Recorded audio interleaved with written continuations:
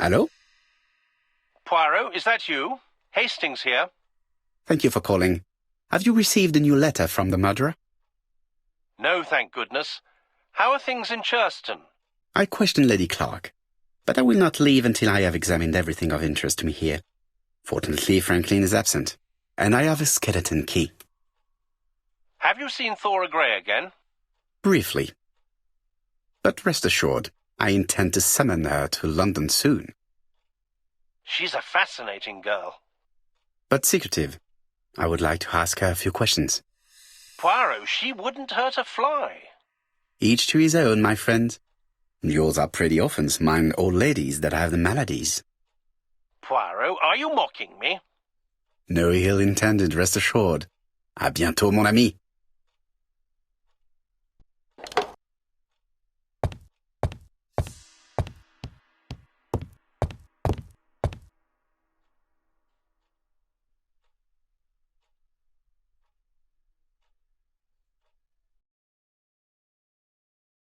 Miss Thora Grey, Comside, Churston, Devon.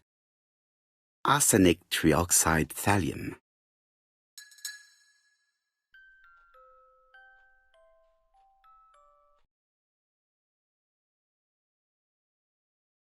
The Black Dragon's Curse.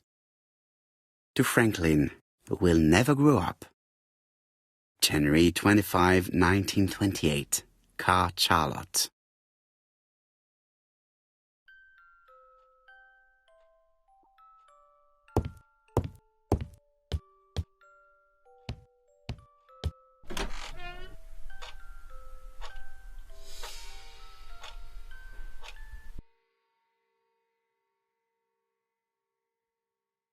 Comside's private collection, purchases since 1920.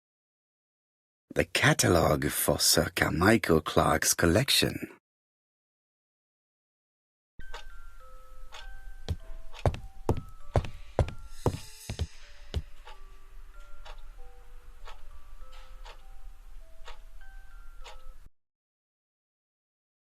Compass, point to the south. Bronze and magnetite. Han Dynasty, circa 210 BC, purchased in Hong Kong 1935.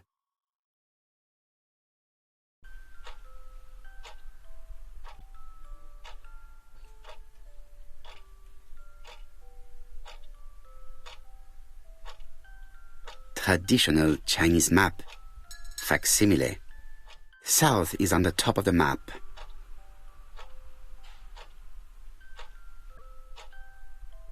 There are some very valuable objects here.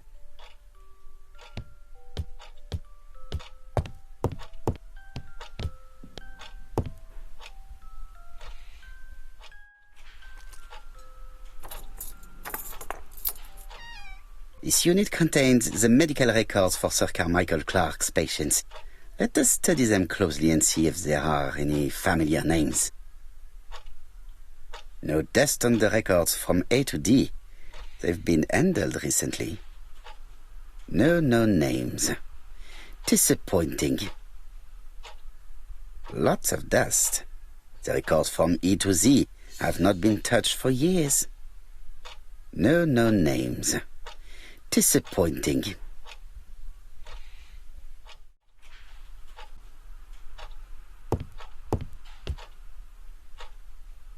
Sir Carmichael's collection could rival that of a major museum.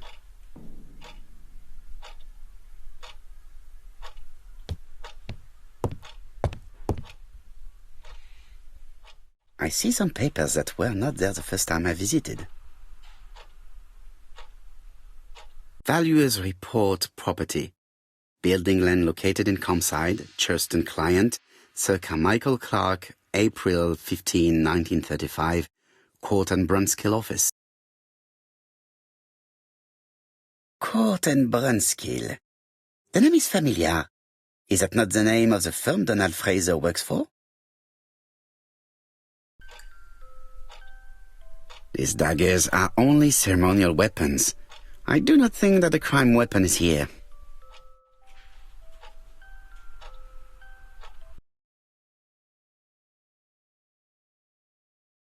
Ernest Logan, MD, Brighton Cancer Institute, 201 Dusk Road, Brighton, Sussex. To Sir Carmichael Clark, MD, ComSci Churston, Devon. Brighton, 1935, January the 5th. As a man of science, I owe it to you to be completely frank. Lady Clark, your wife is suffering from a generalized terminal cancer. I confess I didn't suspect anything like that during the first exams. But with the test results I have received today, there is unfortunately no place for doubt. I estimate that Lady Clark's life expectancy is no more than 1 year. Hospitalization would not help in her case, so I advise you to keep her at home and provide her with as much morphine as required to ease her last moments. Yours sincerely, Ernest Logan.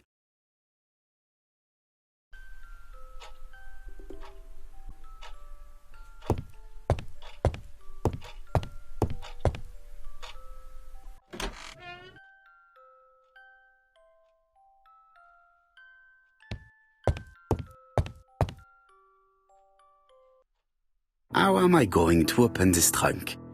Let us examine it.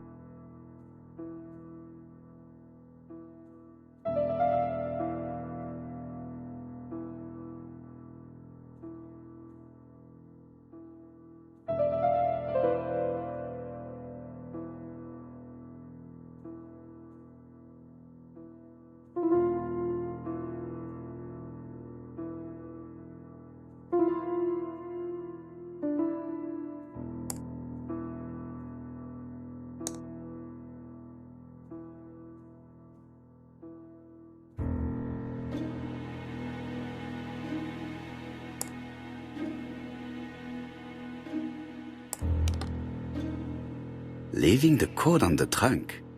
What a strange character Franklin is.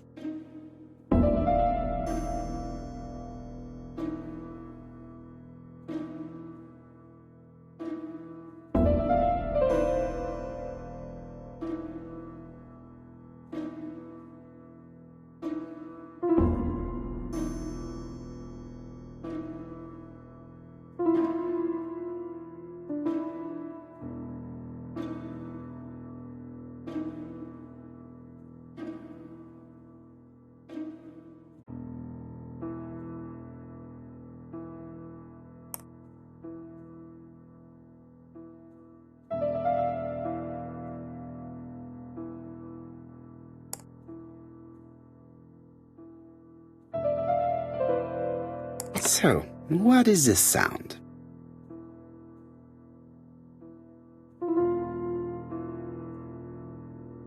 I should be able to open the trunk now.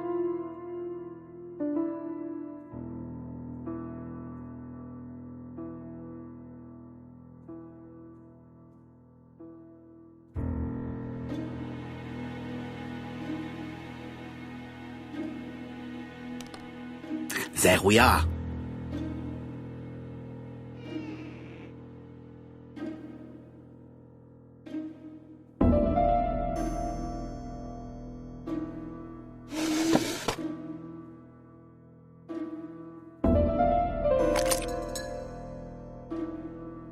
Why has Franklin put an Allen key inside his trunk? I'll borrow it for a minute.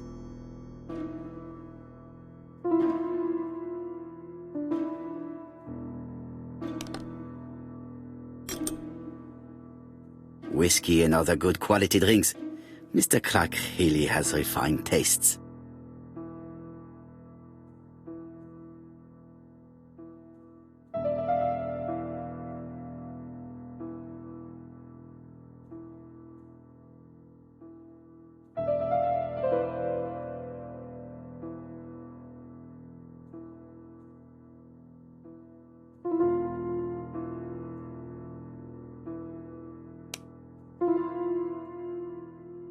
An Allen key, it can be used in 5 positions.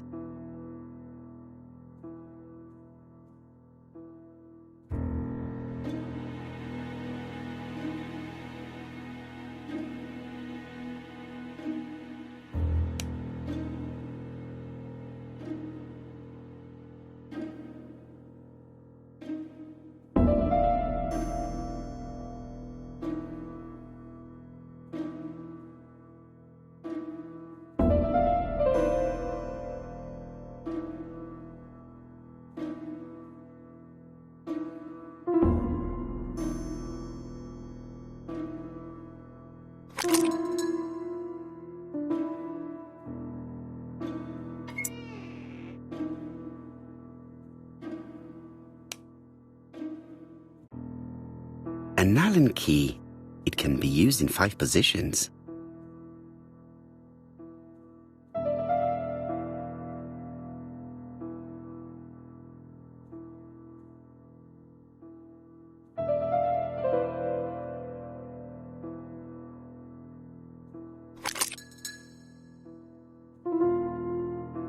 Another screw.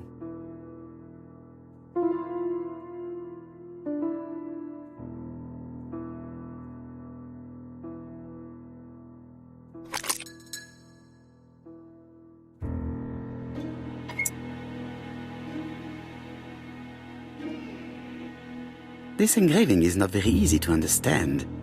I need to sort it out. It is blocked. Reconstructing the engraving may release it.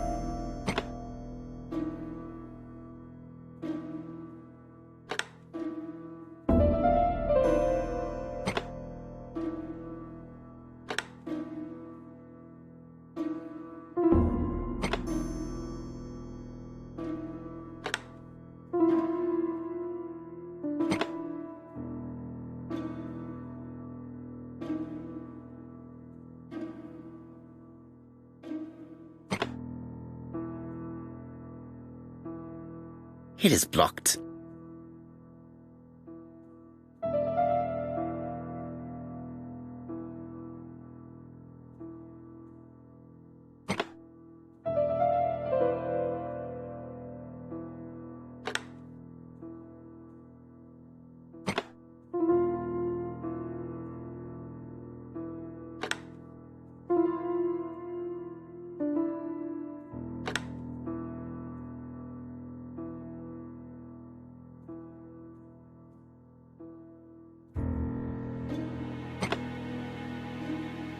It is blocked.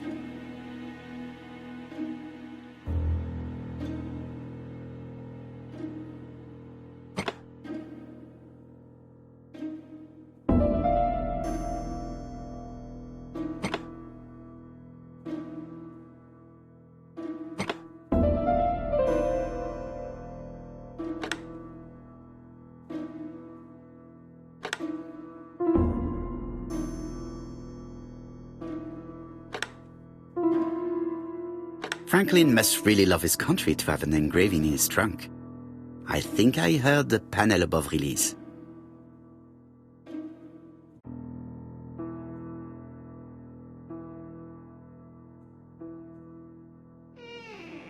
A signet ring?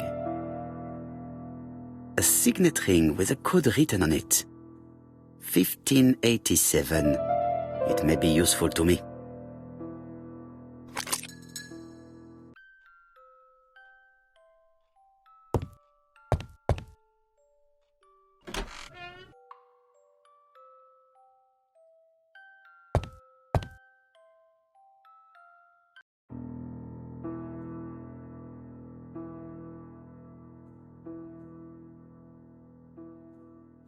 A Chinese symbol is engraved on this metal disc.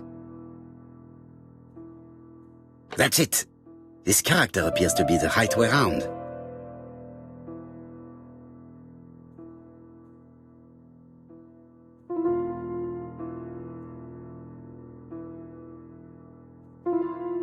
The position of this character looks right to me.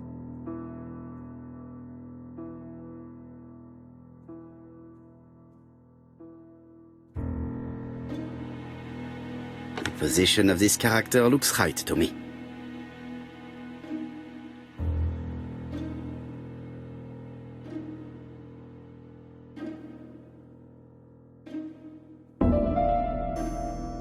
That's it. This character appears to be the right way round. Very good. All the circles are facing the right way. What are they showing me?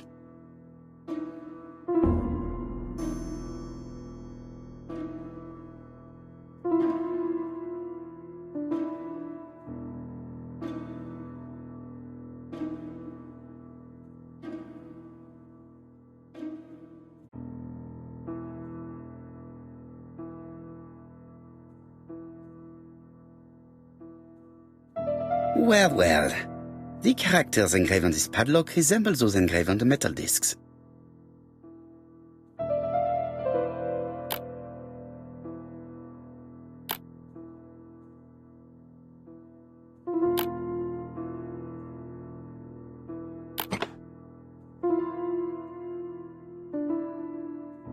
At last, the cupboard is open.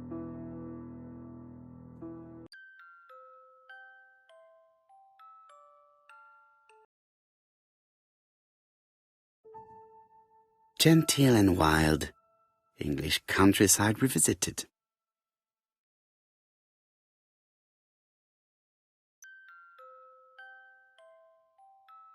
The Railway Children, E. Nesbit. For Franklin, Und Effie's Christmas, 1910.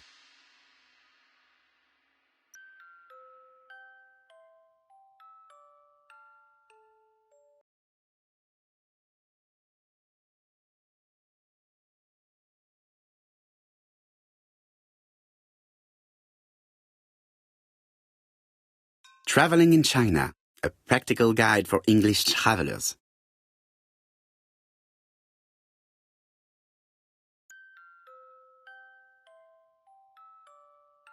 Helmet, flask, and rifles. Franklin is very well equipped.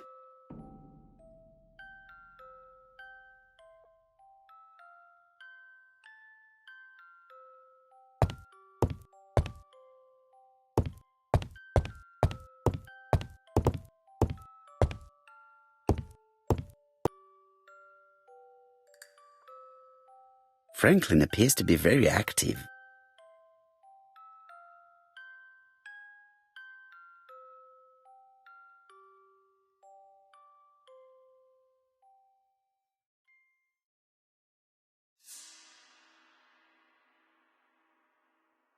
Franklin Clark appears to be a typical British gentleman, a good sportsman, a hunter, a traveler.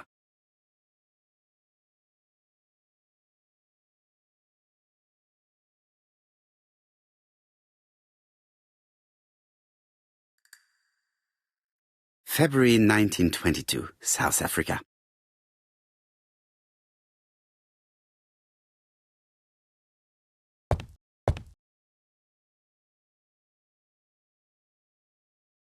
July 1920, Alaska Peninsula.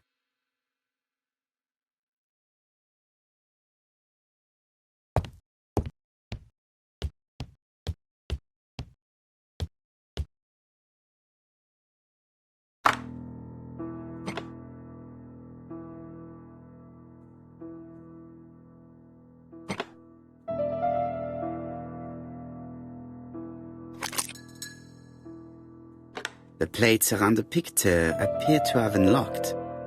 I think I've already seen these symbols on Franklin's trophies.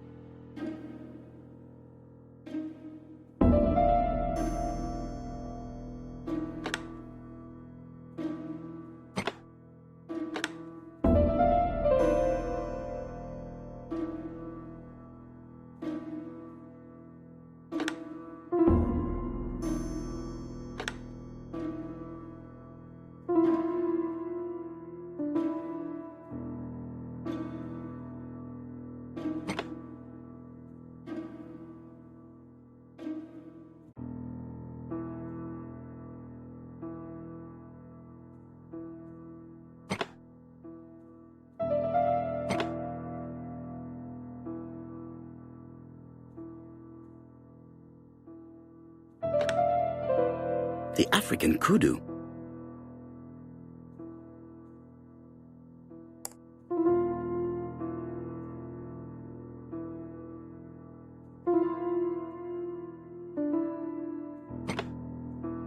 The Alaskan Kodiak bear.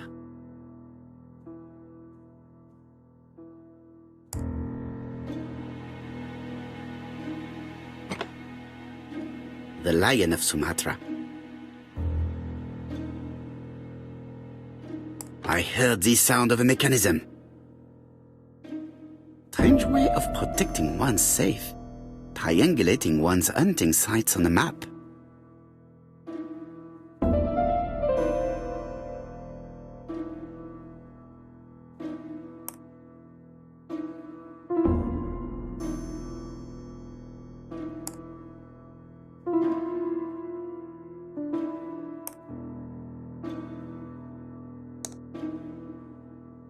These documents are very likely going to help me for the rest of the inquiry.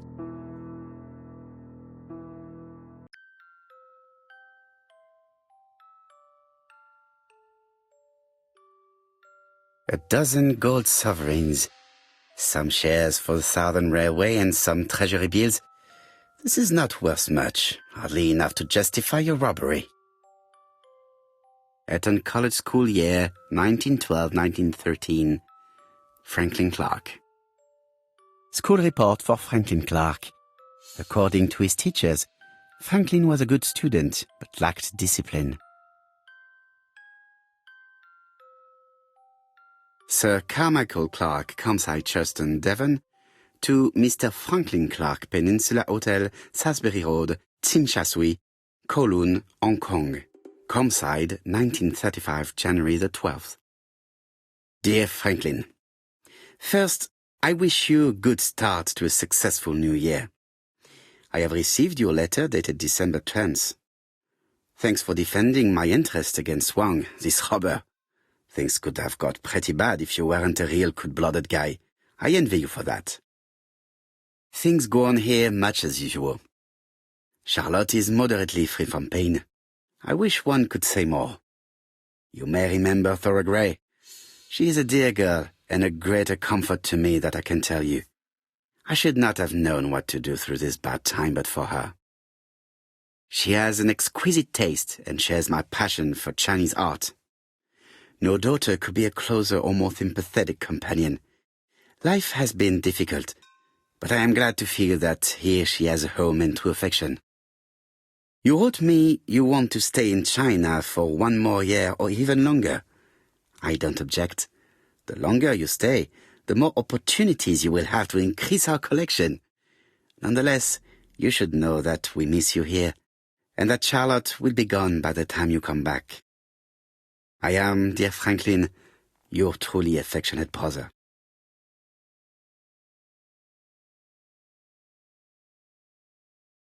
Charlotte Clark, Campside, Churston, Devon, to Mr. Franklin Clark, Peninsula Hotel, Salisbury Road, Tsim Sha Tsui, Kowloon, Hong Kong, Campside, 1935, January 1st.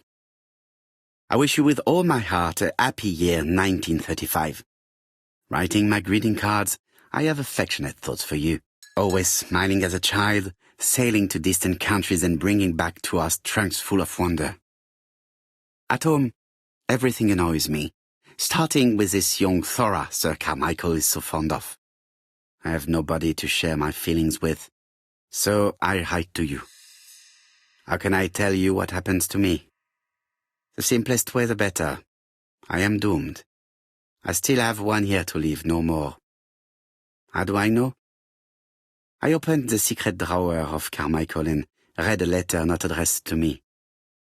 In this letter, Dr. Logan tells my husband in the most direct way the truth he conceals from me. Sir, I know, but my husband doesn't know I know. Please don't tell him. And if he shares the truth with you, act as you are surprised. Carl will probably speak in his usual convoluted way, but I wanted to be the first to announce it to you. It does matter to me that you are aware of what happens in Campside. Warm regards, Charlotte.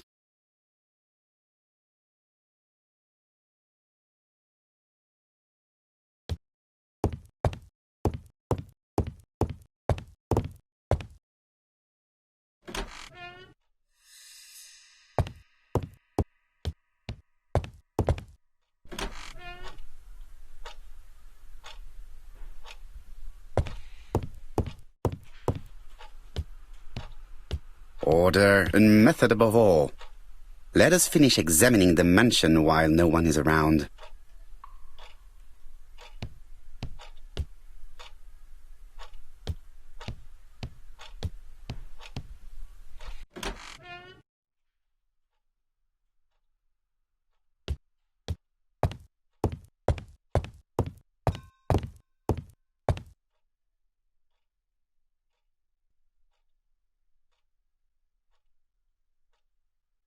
April 1925, Aceh Province, Sumatra.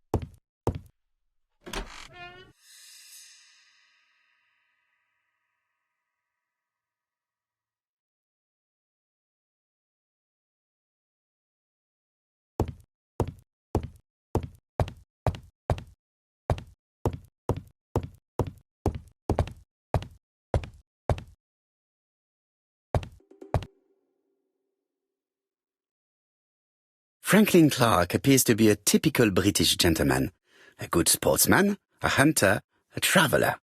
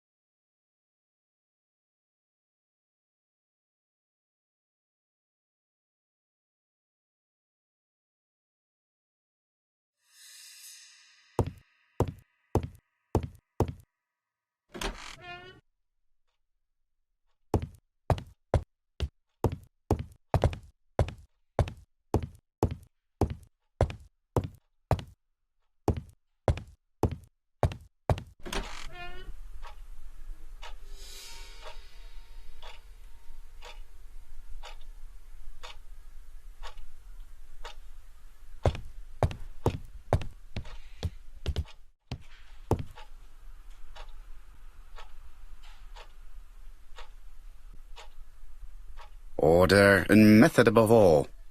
Let us finish examining the mansion while no one is around.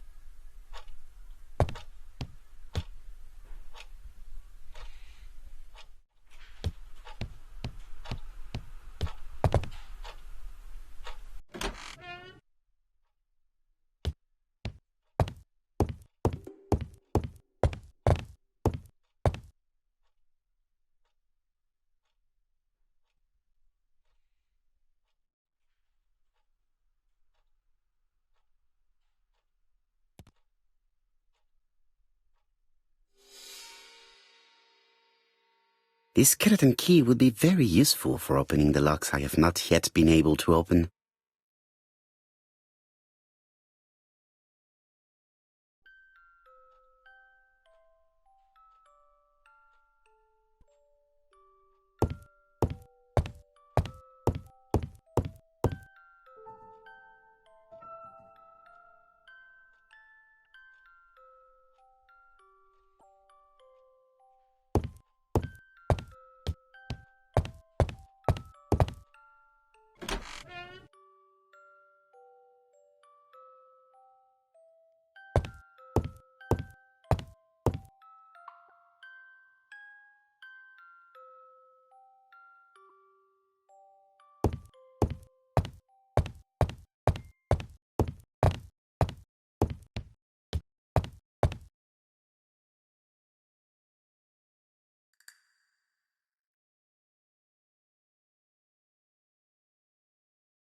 February 1922, South Africa.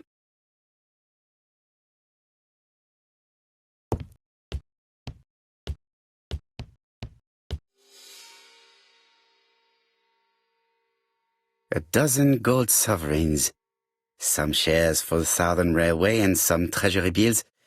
This is not worth much, hardly enough to justify your robbery.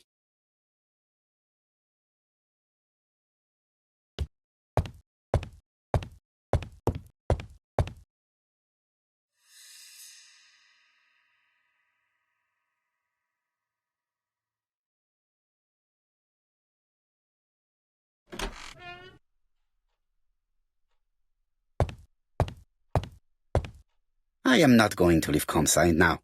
I still have some things to do.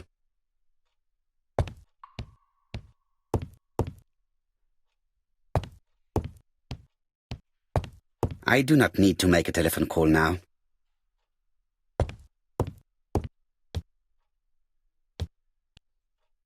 I've finished with this subject.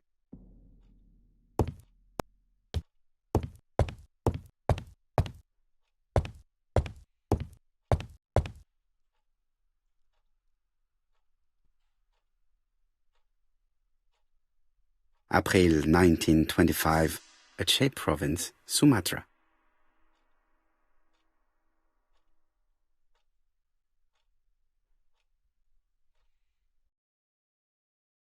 This skeleton key would be very useful for opening the locks I have not yet been able to open.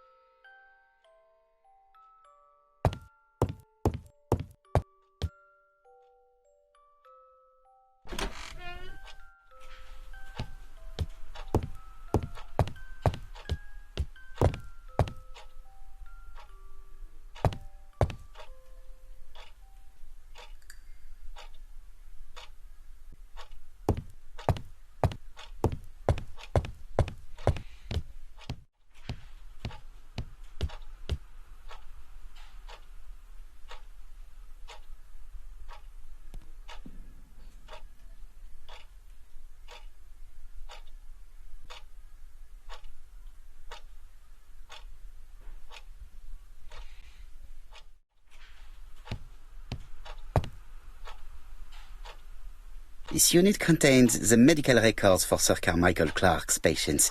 Let us study them closely and see if there are any familiar names.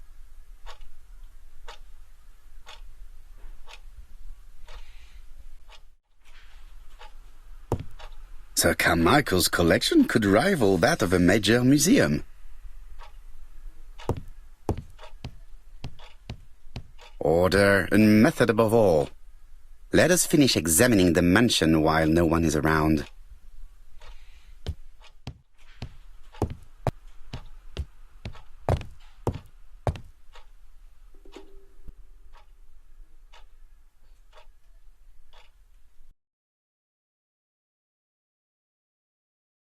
Attention, Franklin. Task list.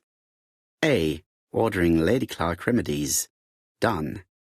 B. Tidying up real estate property files. Done.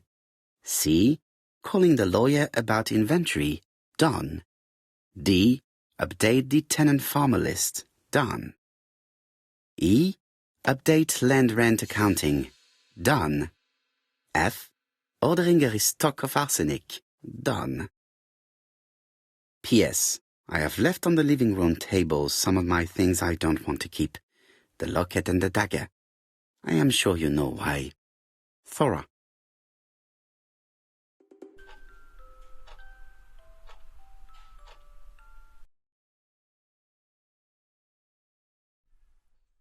A dark dragon for a bright-haired maid. C.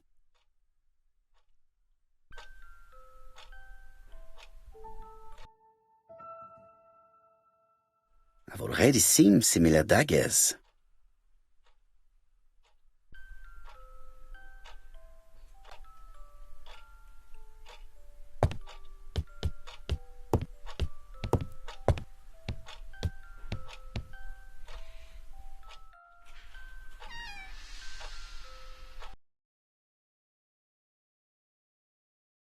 Where is the horrible smell of carrion coming from?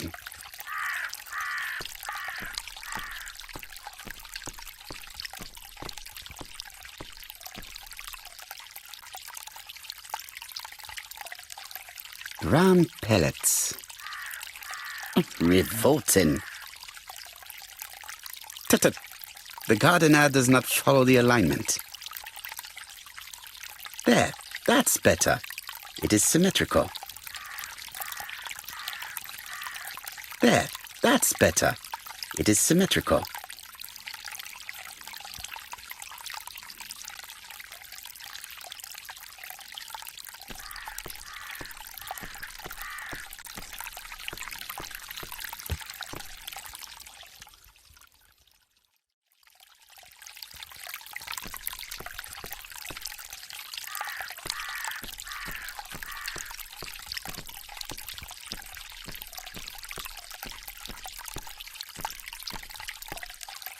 This fountain makes a very relaxing sound.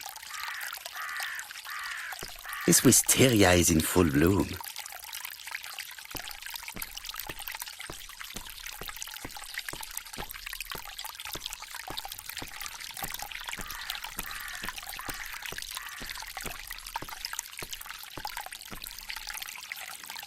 It was probably the gardener who lit this fire. Look here. I wonder if someone wanted to get rid of these papers. This object would probably be useful to me. Let us now try and get our brain cells to work.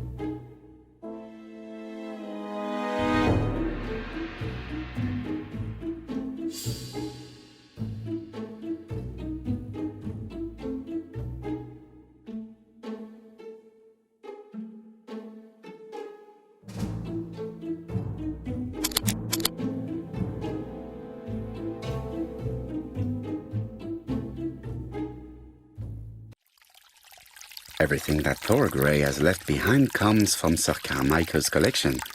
He most probably gave them to her, but he chose to leave them here rather than run the risk of being accused of theft. It is understandable when you know just how much Lady Clark mistrusted her. Let us now try and get our brain cells to work.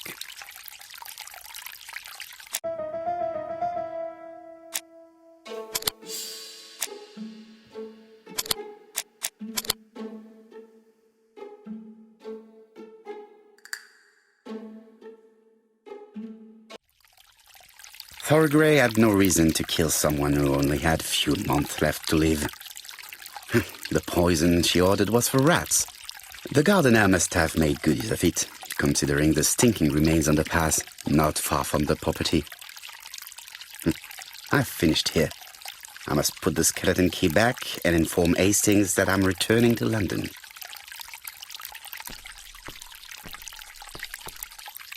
I would like to congratulate Clark's gardener. What symmetry!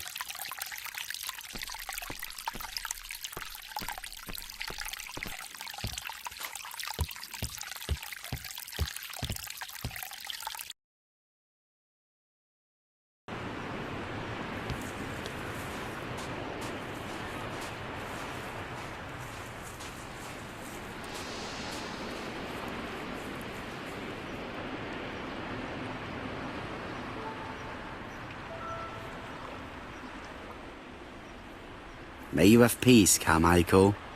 Charlotte.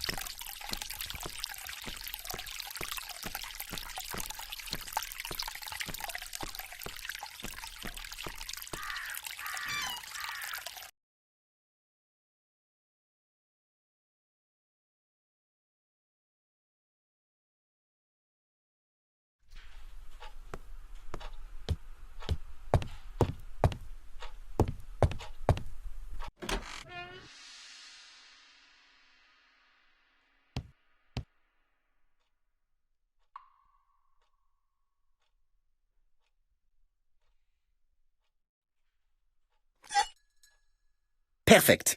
Nothing else is keeping me here.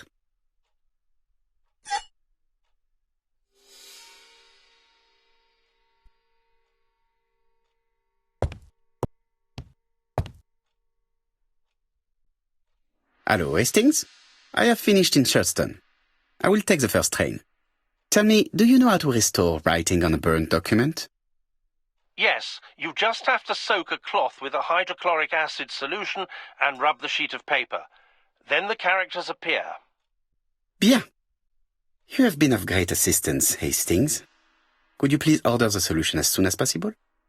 Of course, but what documents do you want to read? You will see, my friend. À ce soir.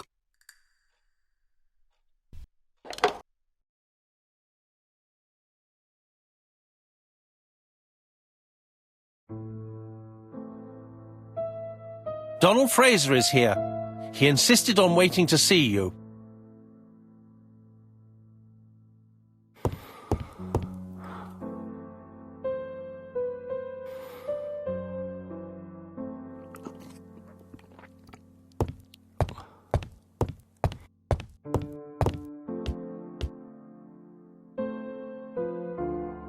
This man is tired.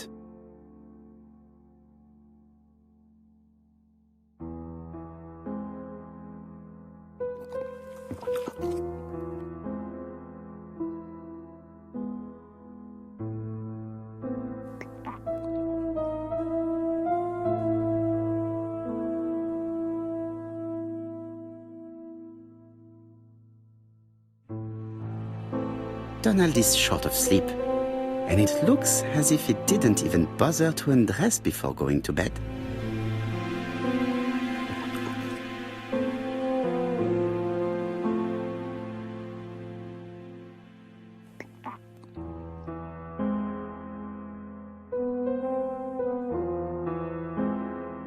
Mr. Poirot, I don't know why I'm here.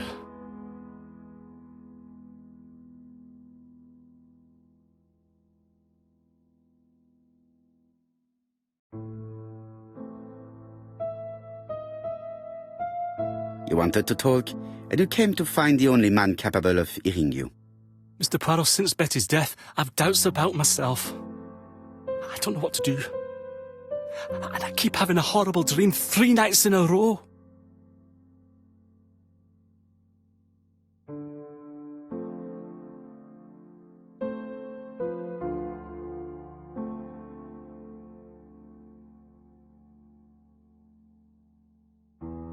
have a drink, and tell me about this dream.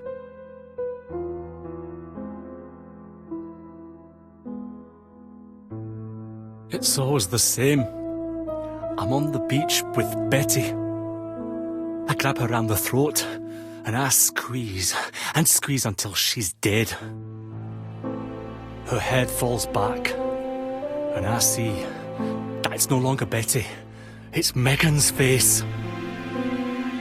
Have you seen Megan Barnard recently? Yes, our grief has brought us together. I never really knew her before. She's really quite a remarkable girl. But I would never tell her about my dream. Why not? Is it her you are attacking in your dream? No, it's Betty. And once Betty is dead, it's Megan's face that appears in its place. Very interesting. Let us now try and get our brain cells to work.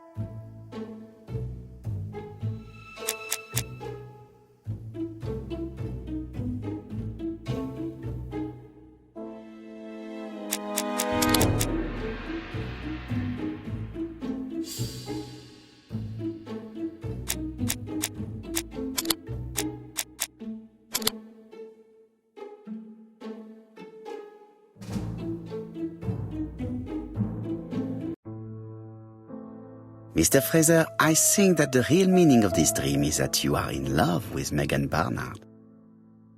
Please go on. Do. This dream certainly betrays your guilt. Oh. But what do you feel guilty about? Having killed your fiancée? Possible. Or forgetting her very quickly for her sister? Certainly. And this forgetting is perceived as a second death. So you don't really think I was the one who killed Betty? I do not exclude this theory. I am simply saying that I do not need to know that fact to explain your dream and your guilt. Thank you for being frank, Mr. Poirot. You've helped me a great deal. I'm going back to Bexhill. I'll not take any more of your time up. It is late, Mr. Fraser, and you are tired. I'll sleep on the train. I like trains. It's easy to sleep rocked by the sound of the wheels. Poor boy, he seems completely lost. Well, women seem to like him. I think Megan will take care of him. Oh, I remember. Did you order the product I needed? Yes, we'll be receiving it tomorrow. Bien, it is late, and I asked Miss Gray to come tomorrow morning. I have a few questions I wish to ask her.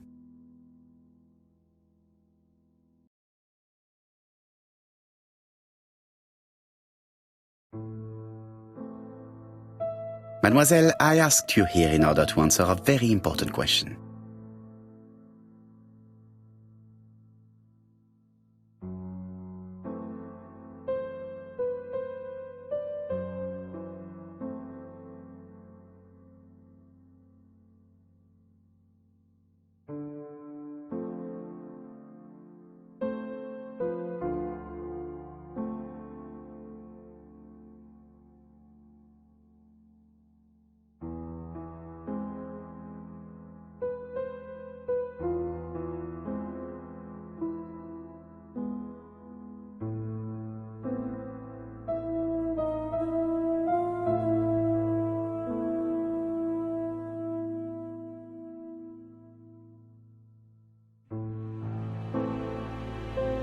Am I right in thinking you said that you did not speak to anyone on the day Sir Carmichael was murdered? It's the absolute truth. Yet, Lady Clark maintained that she saw you talking to a stranger on the front doorstep. Really? She must have been mistaken. Oh, I remember now. I'd forgotten all about it, but it wasn't important. It was just a salesman. One of those traders who sell stockings from door to door. Can you describe him to me? Medium size. Glasses. Dark suit and a felt hat. Not the sort of man you notice. Completely harmless. That's why I forgot all about him. Nothing else? He was very hesitant and shy. Usually door-to-door salesmen are very confident. But he wasn't.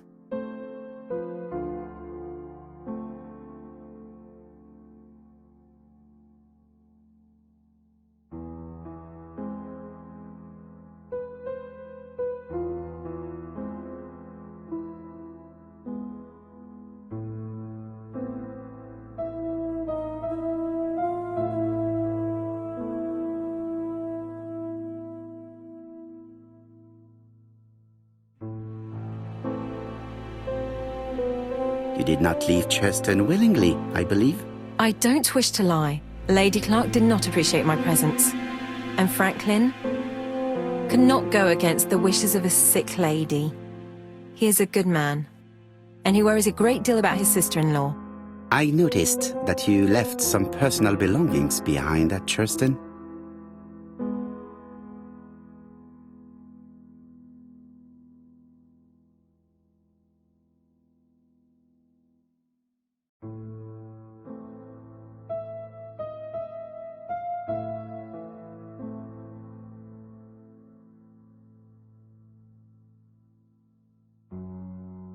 Are you planning on returning to Churston? Who knows what the future holds? Bien. I must ask you one last question. Please reply frankly with either yes or no. If Lady Clark had died, would you have agreed to marry Sir Carmichael if he'd asked you? How dare you ask such a question? Sir Carmichael treated me just like his daughter. And all that I ever felt him was affection and gratitude, nothing else. Thank you, mademoiselle. I will not keep you any longer.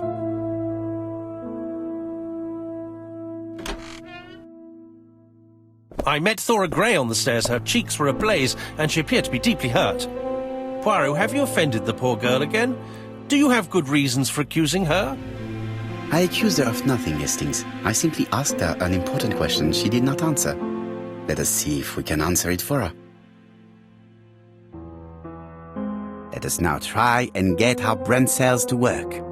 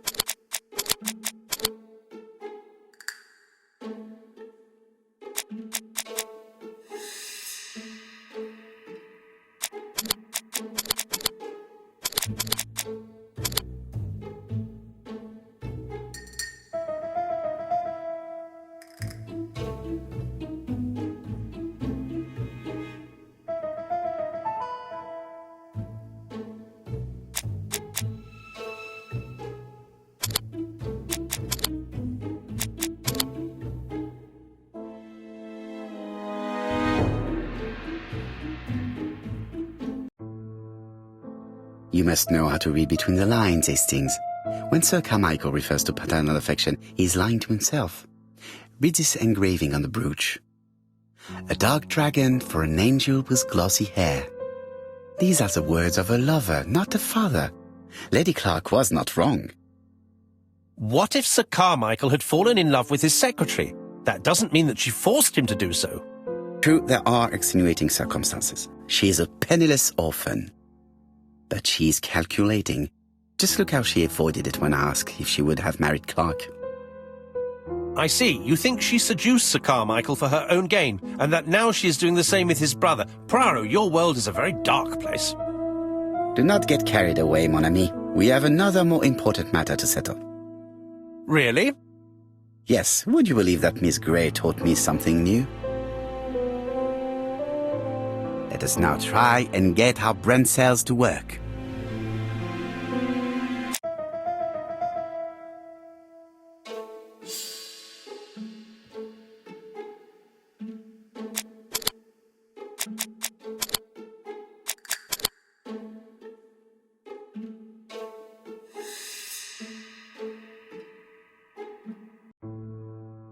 It's perfectly clear, Hastings, perfectly clear.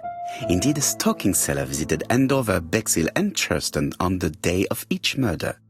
We have our suspect. This should be of interest to Job.